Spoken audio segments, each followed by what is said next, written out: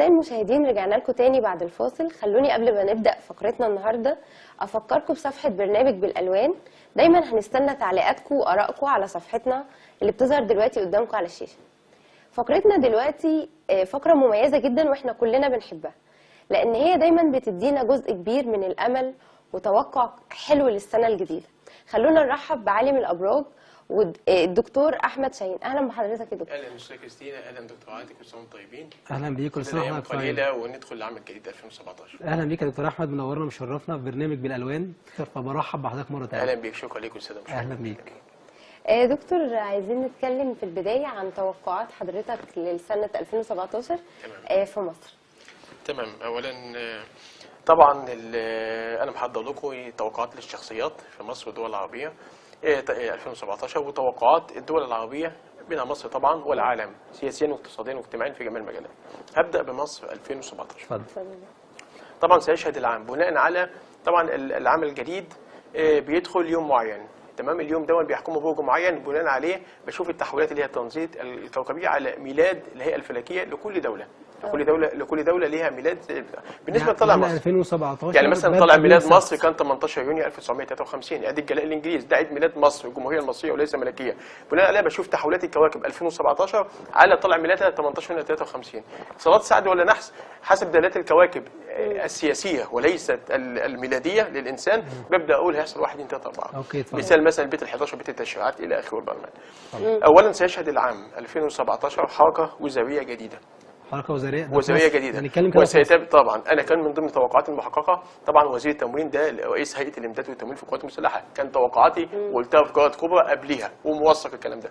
انا بقول دلوقتي 2017 سيتم استبدال اغلب الوزراء المدنيين التعليم والبيئه كله بأغلبهم بشخصيات عسكريه. أوكي. وسيكون على رأس الحكومه ايضا شخصيه عسكريه هي المسؤوله، يعني لو سمحتوا لي ممكن اقول الاسم. اوكي. هو اللواء محمد العصار. انا شايف اللواء محمد العصار، شايف اللواء محمد العصار هو رئيس الحكومه المقبله، رئيس وزراء مصر القادم، وهو مع واغلب الوزراء سيكونون من اغلب 90% ان لم يكن الكل هيكونوا من ذوي، لان بصراحه يعني احنا شايفين القوات المسلحه هي اللي بتنجز حقيقي. ف يعني ما حدش هيعترض على النقطه دي. تمام. طبعا بالنسبه من ضمن توقعاتي الاخر 2016 وممتده ل 2017 كنت توقعت تعويم الجنيه المصري، وفي تطورات طبعا في المنطقه والحرب القادمه ستؤثر على الاقتصاد ايجابا وليس سلبا بالنسبه لمصر، لان كان متوقع 2 صنوان لا يتجزئان. زياده الارهاب الفتره القادمه وبالفعل حدث، كنت متوقع ازدهار الاقتصاد المصري وبالفعل حدث وسيحدث. خلينا نقف عند الارهاب اللي حضرتك بتتوقع انه يزداد الفتره اللي جايه. تمام. ممكن يعني تتوقع فين الاماكن او طبعا بيهدف ايه يعني؟ سيناء بصفه اساسيه توقعتها 2015 2016 2017 وما زلت عندي توقعي. ويمكن اللي حصل اللي من 3 ايام او يومين تحديدا صاروخ الضرب من سيناء على اسرائيل وقع في الارض المصريه. اكيد ما فيش داعش ولايه بيت المقدس، فدي يؤكد، لان انا قلت قبل كده وانا بصدر توقعات 2016 في الفضائيات قلت داعش داخل سيناء العام الجديد. اماكن ايه ثانيه غير سيناء؟ في مدن القناه، في الاسكندريه من داعش، لان في الغرب، في الجنوب مناطق حلب وشلاتين، مناطق النوبه سيعاد اصابتها انعارات من جديد. يعني المناطق دي بيتم اخمادها من خلال اذا مثلا مش محمد طنطاوي لما والعمليات الارهابيه هيموت فيها برضو او هيستشهد فيها عدد كبير للاسف. ما انا بقول لحضرتك انا لازم اكون صريح مع الساده المشاهدين. العمليات الارهابيه ستزداد اكثر واكثر واكثر طول ما انت ناجحه، كل ما حده الاعداء في 2017 كلها ولا في فتره معينه؟ اغلب 2017 اغلب 2017. انا طبعا لما بتكلم الامانه بتقتضي ان انا بقول لك هيحصل 1 2 3 4.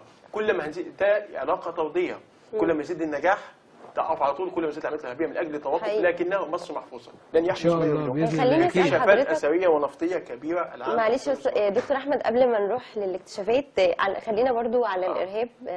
القاهره فيها اي عمليات؟ القاهره يسري عليها زي اي محافظات، هيبقى اغلب محافظات الجمهوريه، بس انا قلت المناطق الحدوديه عشان هي اللي عليها العين، يعني حسب مخططات قديمه ونبوءات قديمه يريدون فصلها عن مصر. عشان كده بنلاقي النعرات والثورات والحرائق بتبقى اكتر. يعني بقى كذا يوم سامعين اللي فيه حوادث مستودعات في اسوان، مش عارف ايه في اسكندريه، في سيناء، الحدود. ايه غير كده يا دكتور احمد؟ ايه غير طبعا الارهاب؟ اكتشافات اثريه ونفطيه كثيره. اوكي. مصر ستشهد العام 2017 زياده متوقعه زي ما قلت في العمليات الارهابيه ومحاولات اغتيال العديد محاولات اغتيال اغتيال العديد العديد. من الشخصيات العامه. لكن هتصيب؟ المحاولات كلها فاشله ولا؟ فاشله طبعا، يعني انا جاي إن شاء الله. انا جاي بعد كده لكن 90% اقدر اقول اللي هي فاشله. طبعا إقامة الأشخاص الأكثر حظا في مصر العام 2017 على رسوم الرئيس عبد الفتاح السيسي والسياسي علاء عبد المنعم البرلماني والمستشار هاني الجبالي، ومن الفنانين علي ربيع، محمد المراني، وعمرو دياب. دول كويسين. دول اللي هيكونوا في 2017 نجمهم عالي يعني؟ دول نجمهم عالي في جميع المجالات، فن، سياسي الى اخره. أوكي. والاسوأ حظا العام الجديد في 2017 الفريق احمد شفيق، الدكتور علي عبد العال رئيس البرلمان الذي سيصاب بوعكه صحيه. وعلى الساحه الاعلاميه الاعلاميين احمد موسى وعمرو اديب وعمرو الليثي. وانا بحضر أسوأ حظا عمرو اديب واحمد موسى وعمرو الليثي. وانا بحضر توقعاتي دي، انا طبعا بجهزها يمكن من شهر 10 او 11 ولسه يا دوب منتهي منها انفرادا لبرنامجكم. من ضمن اللي انت توقعته كان عمرو الليثي. حقيقي توقعت ان ايوه البرنامج يحصل فيه مشكله، وفعلا حصل اللي هو وقف برنامجه عشان التوك توك الى اخره. ده يعني حصل سواء حقا او باطلا، طب في الله اعلم. احنا 2017 مالناش يعني ان إعلامي احنا عمرو لكن الليثي المهم يعني التوقع حصل.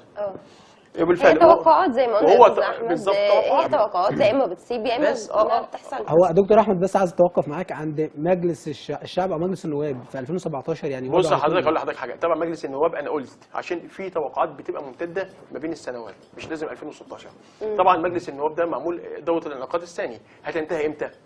جزء منها 2016 صح، كان نوفمبر او ديسمبر مش فاكر، وجزء منها 2017. يبقى بالتالي انا متوقع توقعاتي ما زالت عند محلها من اول 2016، عشان ما حدش يقول لي انت ما توقعتش. قلت له لا، انا متوقع للبرلمان مش ل 2016 سيحل حتى اخر يوم من دوره الانعقاد البرلمان. يعني هو مش دوره الانعقاد دكتور تقريبا احمد 4 سنين شاهين في انفراد في برنامج بالالوان بيقول انه سيحل في دوره الانعقاد الثاني. مجلس النواب المصري سيحل في 2017. انا ما زلت عندي توقع ده. تمام. تمام. اما على الساحه الفنيه الاسوء حظا محمد رمضان، انا عامل له طالع مخصوص ليه، لانه للاسف يعني محمد رمضان يمكن حبيبي وكان لنا جلسات ولقاءات نجم وان شاء الله ونجم كبير، وانا يعني توقعت له 2016 ان هو نجمه عالي. للاسف بقى في 2017 في وعكات صحيه.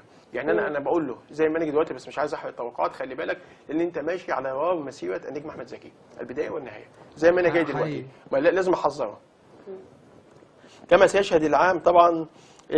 اما على الساحه الفنيه زي ما قلت محمد رمضان ومحمد سعد الاسوء حظا، وعالميا فان دونالد ترامب سيصاحبه حظ. انا كنت اول ما اتوقع ان هو هيقلب الطاوله ضد المرشحه هيلاري كلينتون وهيفوز بالانتخابات. انا متوقع العام 2017 مش هيكمل وهيصعبه حظ سيء، وهناك محاولات لاغتياله. هتحصل ثوره مثلا في امريكا ولا؟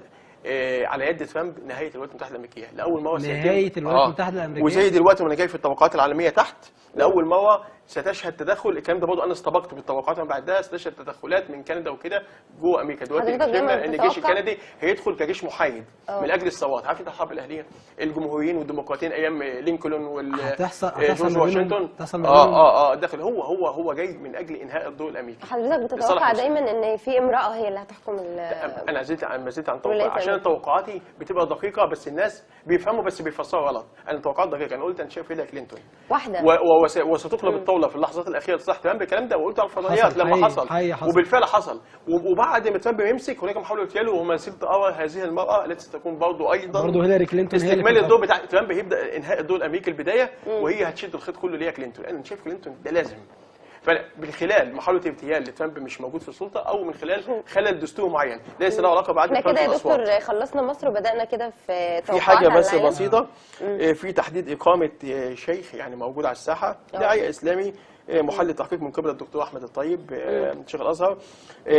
انت كنت طلبتوا مني بالنسبه لكاس العالم هندخل، لكن للاسف مش هناخد كاس العالم. الاهلي بطل الدوري العام الجديد 2017. الاهلي ليه كده زعلتني؟ بطل العالم 2017. تمام.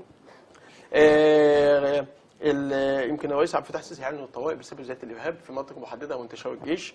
في قيادات سلفيه مصريه هتحاول تضغط من اجل يعني طبعا هم انهاء دورهم. الحكومه والجيش والرئيس عبد الفتاح السيسي والحكومه واعيه للناس دي كلها بتلعب ازاي. خليني يا دكتور بس اروح تاني للعمليات الارهابيه، عشان هي دي دايما اكتر حاجه احنا بنتعب منها ونفسنا يعني ما تكونش موجوده.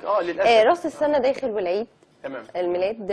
حضرتك بتتوقع اي اعمال ارهابيه اثناء ده اكيد اكيد، بس مش حسب الناس. دايما قبل انا دايما توقعت وحذرت الكلام ده، قلت لهم ما تستنوش في نفس اليوم، يا قبل يا بعد. زي الاستشهاد، وبالمناسبه دي كانت من ضمن توقعاتي محاوله اغتيال النائب العام هشام بركات.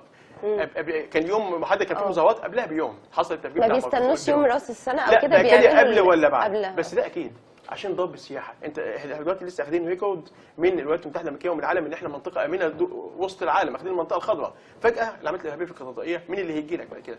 فده تاكد ان انت ماشي على الطريق الصحيح وان انت ناجح.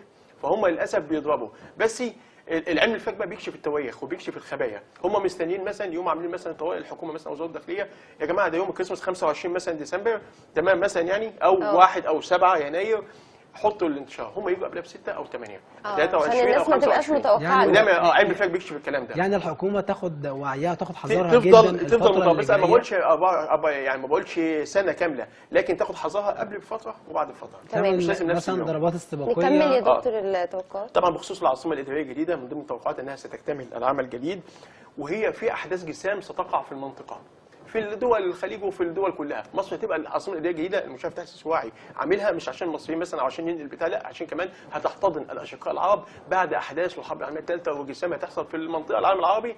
هيجوا هنا زي الكويت ايام حسني مبارك بعد ايه صدام اشهر حسين. الدول اللي حضرتك شايفها يحصل فيها الخليج، او مشاكل؟ دول في الخليج وسوريا والعراق.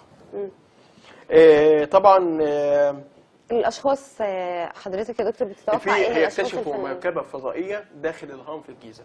يعني يمكن كان ليا مركبة توقعات. فضائية؟ انا قلت ان الهرم دون ليس مجرد مش مدفن للملك توت ابدا. دون انا متوقع ان هو كان مرصد الكائنات الفضائيه دي، يعني عشان الناس بره بيعتمدوا في فضائيات وفي علماء بيتكلموا في الموضوع ده. بره بيعتمدوا في اجناس سبيشيس وجينيوس فضائيين متخصصين في حاجات.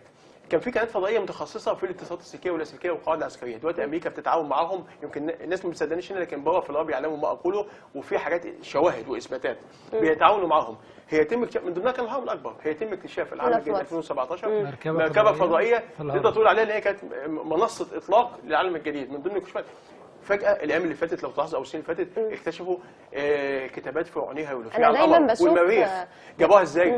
من الاطباق الفضائيه. المصريين كانوا متطورين. يا دكتور احنا دايما بنشوف ان الاهرامات دايما بنكتشف فيها حاجات علم احنا توصلنا له دلوقتي، هم كانوا متوصلين ليه من زمان جدا. لا لا لا لا، ده هم فاقوا على امريكا. يعني تقدر تقول المصريين في علم كبير جوه. علم روسيا زاد امريكا دلوقتي. في علم اسمه علم المصريات ده بيدرس بره. علم المصريات احنا انت بتقولي احنا وصلنا لهم، احنا لحد دلوقتي ما وصلناش عديناهم. ما عديناهمش. لا يعني بشوف ان علم الفراعنه عدى فعلا الفكر اللي موجود دلوقتي. لحد دلوقتي مكتشفين لوحات اكتشاف الكهرباء. في واحد فرعون جاي حاجه زي زاويه اللوتس وفيها تيار كهربائي.